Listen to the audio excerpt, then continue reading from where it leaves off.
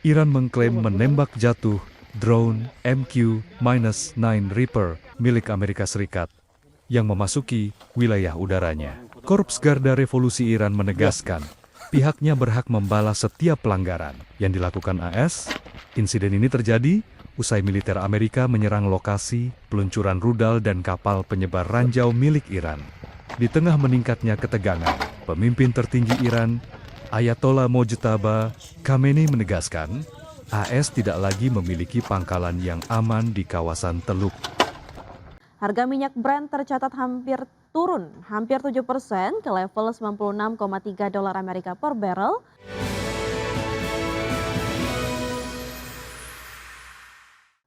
Harga minyak dunia anjlok hampir 7% pada perdagangan Senin seiring meningkatnya optimisme pasar terhadap peluang tercapainya kesepakatan damai antara Amerika Serikat dan Iran. Pelaku pasar menilai kesepakatan tersebut berpotensi membuka kembali Selat Hormuz, jalur vital pengiriman minyak global yang selama 3 bulan terakhir terganggu akibat konflik di Timur Tengah. Harga minyak Brent tercatat turun hampir 7% ke level 96,3 dolar Amerika per barrel, sedangkan harga minyak mentah West Texas Intermediate merosot 6,5% ke posisi 90,88 dolar Amerika per barrel. Penurunan tajam harga minyak terjadi setelah negosiator utama Iran dan Menteri Luar Negeri Iran melakukan pembicaraan di Doha, Qatar terkait kemungkinan kesepakatan dengan Amerika Serikat untuk mengakhiri perang yang telah berlangsung selama 3 bulan terakhir. Kedua pihak disebut telah membuat kemajuan dalam penyusunan nota kesepahaman yang dapat menghentikan konflik dan memberi waktu 60 hari bagi negosiator untuk mencapai kesepakatan final.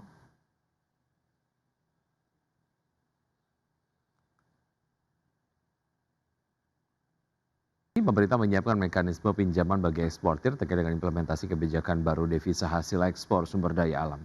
Ya, skema tersebut disiapkan untuk mengantisipasi kebutuhan likuiditas rupiah para eksportir setelah pemerintah mewajibkan sebagian DHE SDA dikonversi dan ditempatkan di dalam negeri. Menteri Koordinator Bidang Perekonomian Erlangga Hartarto mengatakan Bank Indonesia bersama Perbankan Nasional tengah menyiapkan mekanisme pinjaman bagi eksportir terkait implementasi kebijakan baru devisa hasil ekspor sumber daya alam atau DHE SDA. Skema tersebut disiapkan untuk mengantisipasi kebutuhan likuiditas rupiah para eksportir setelah pemerintah mewajibkan sebagian DHE SDA dikonversi dan ditempatkan di dalam negeri dalam jangka waktu lebih panjang. Erlangga menegaskan kebijakan baru DHE SDA akan mulai berlaku pada 1 Juni 2026 sesuai dengan peraturan pemerintah nomor 21 tahun 2026. Pemerintah juga memastikan eksportir tetap dapat menggunakan devisa dalam bentuk dolar Amerika untuk kebutuhan impor maupun transaksi lain yang memerlukan valuta asing. Namun, apabila kebutuhan rupiah perusahaan melebihi porsi konversi 50% yang diwajibkan, Bank Indonesia dan perbankan disebut telah menyiapkan fasilitas pembiayaan tambahan.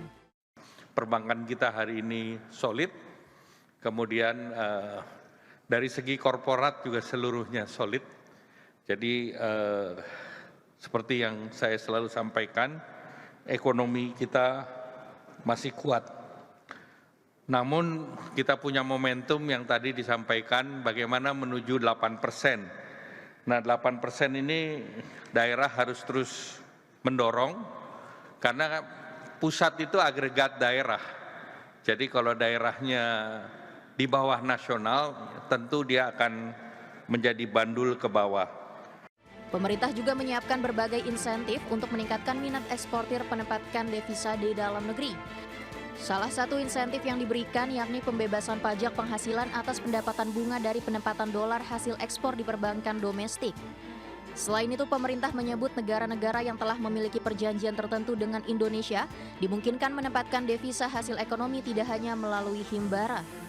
Dari Jakarta, IDX Channel. Pemirsa, PT Indika Energi Tbk menyampaikan telah merealisasikan belanja modal sebesar 26,2 juta dolar Amerika Serikat sepanjang 3 bulan pertama tahun 2026.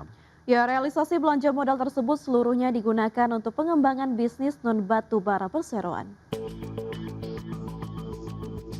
PT Indika Energi Tbk menyampaikan telah merealisasikan belanja modal atau capital expenditure sebesar 26,2 juta US dollar atau setara 445,37 miliar rupiah. Belanja modal ini seluruhnya digunakan untuk pengembangan bisnis non-batu bara. Manajemen Indika Energi dalam keterangan resminya mengatakan komitmen perseroan untuk mengembangkan bisnis non-batu bara tercermin dari realisasi belanja modal sepanjang 3 bulan 2026 yang mencapai 26,2 juta US dollar. Sektor mineral yaitu proyek tambang emas Awakmas menyerap 20,4 juta US dollar dan sisanya sebesar 5,8 juta US dollar didistribusikan untuk inisiatif bisnis hijau. Manajemen Indika Energi juga menyebut hingga 31 April 2026, konstruksi proyek Awakmas telah mencapai 56,8 penyelesaian dengan total biaya yang telah direalisasikan sebesar 288,1 juta US dollar.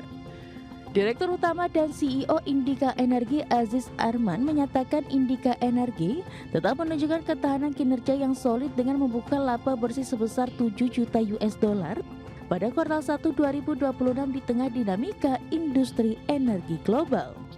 Berbagai sumber, IDX Channel.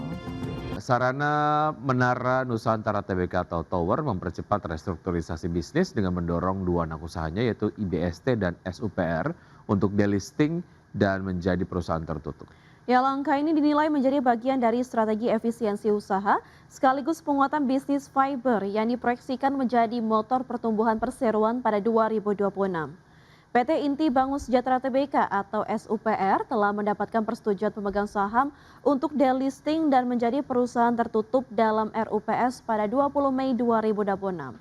Sementara itu PT Solusi Tunas Pratama Tbk atau IBST masih menunggu persetujuan pemegang saham melalui RUPSLB yang dijadwalkan berlangsung 5 Juni mendatang. Manajemen menyebut langkah ini menjadi bagian dari evaluasi strategi jangka panjang grup termasuk efisiensi struktur usaha dan optimalisasi portofolio aset.